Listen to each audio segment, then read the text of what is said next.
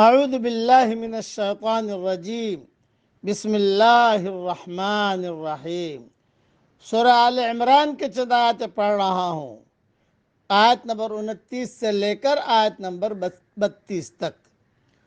قُلْ إِن تُخْفُوا مَا فِي صُدُورِكُمْ أَوْ تُبْدُوهُ يَعْلَمْهُ اللَّهُ۔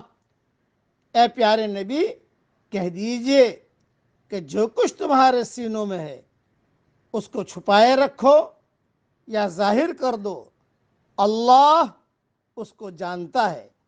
وَيَعْلَمُ مَا فِي السَّمَاوَاتِ وَمَا فِي الْأَرْضِ، اور وہ جانتا ہے جو کچھ آسمانوں میں ہے اور زمین میں ہے۔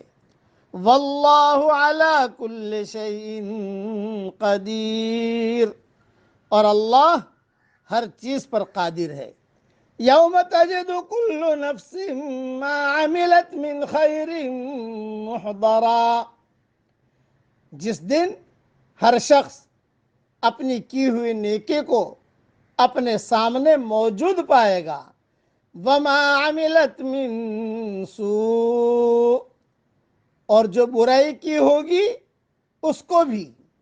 تود لو ان بینہا و بینہ امدا بعیدا، اس دن ہر آدمی یہ چاہے گا کہ کاش ابھی یہ دن اس سے بہت دور ہوتا۔ وَيُحَذِّرُكُمُ اللَّهُ نَفْسَهُ، اور اللہ تم کو ڈراتا ہے اپنی ذات سے۔ وَاللَّهُ رَؤُوفٌ بِالْعِبَادِ، اور اللہ اپنے بندوں پر بہت مہربان ہے۔ قُلْ إِن كُنتُمْ تُحِبُّونَ اللَّهَ فَاتَّبِعُونِي يُحْبِبْكُمُ اللَّهُ وَيَغْفِرْ لَكُمْ ذُنُوبَكُمْ۔ اے پیارے نبی کہیے کہ اگر تم اللہ سے محبت کرتے ہو تو میری پیروی کرو، اللہ بھی تم سے محبت کرے گا اور تمہارے گناہوں کو معاف کر دے گا۔ واللہ غفور الرحیم، اللہ بڑا معاف کرنے والا، بڑا مہربان ہے۔ قل اطیعوا اللہ والرسول، کہہ دیجئے کہ اللہ کی اطاعت کرو اور رسول کی۔ فَإِن تَوَلَّوْا فَإِنَّ اللَّهَ لَا يُحِبُّ الْكَافِرِينَ، پھر اگر وہ منہ پھیر لے تو اللہ تعالیٰ کافروں کو دوست نہیں رکھتا۔ مختصر تشریح سن لیجیے اس کی۔ یہود اور نصارہ دونوں کا دعویٰ تھا کہ ہمیں اللہ سے اور اللہ تعالیٰ کو ہم سے محبت ہے۔ بالخصوص عیسائیوں نے حضرت عیسیٰ اور مریم علیہ السلام کی تعظیم اور محبت میں جو اتنا غلو کیا کہ انہیں درجہ الوہیت پر فائز کر دیا۔ اس کی بابت بھی ان کا خیال تھا کہ ہم اس طرح اللہ کا قرب اور اس کی رضا اور محبت چاہتے ہیں۔ اللہ تعالیٰ نے فرمایا ان کے دعووں اور خود ساختہ طریقوں سے اللہ کی اور اس کی رضا، اللہ کی محبت اور اس کی رضا حاصل نہیں ہو سکتی۔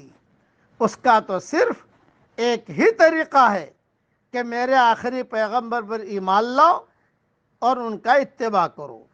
اس آیت نے تمام دعوے داران محبت کے لیے ایک کسوٹی اور معیار مہیا کر دیا ہے کہ محبت الہی کا طالب اگر اتباع محمد صلی اللہ علیہ وسلم کے ذریعے سے یہ مقصد حاصل کرنا چاہتا ہے تو پھر یقیناً وہ کامیاب اور اپنے دعوے میں سچا ہے، ورنہ وہ جھوٹا بھی ہے اور اس مقصد کے حصول میں ناکام بھی رہے گا۔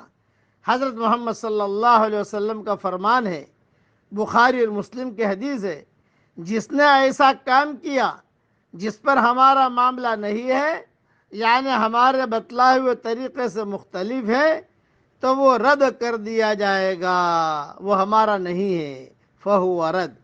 اس لیے اتباع رسول صلی اللہ علیہ وسلم کی وجہ سے تمہارے گناہ ہی معاف نہیں ہوں گے بلکہ تم محب سے محبوب بن جاؤ گے۔ اور یہ کتنا اونچا مقام ہے کہ بارگاہ الہی میں ایک انسان کو محبوبیت کا مقام مل جائے۔ اللہ تعالی ہم سب سے محبت فرمائے اور ہماری قیامت تک کے آنے والی نسلوں سے بھی اللہ محبت فرمائے، آمین۔ وآخر دعوانا ان الحمد للہ رب العالمین۔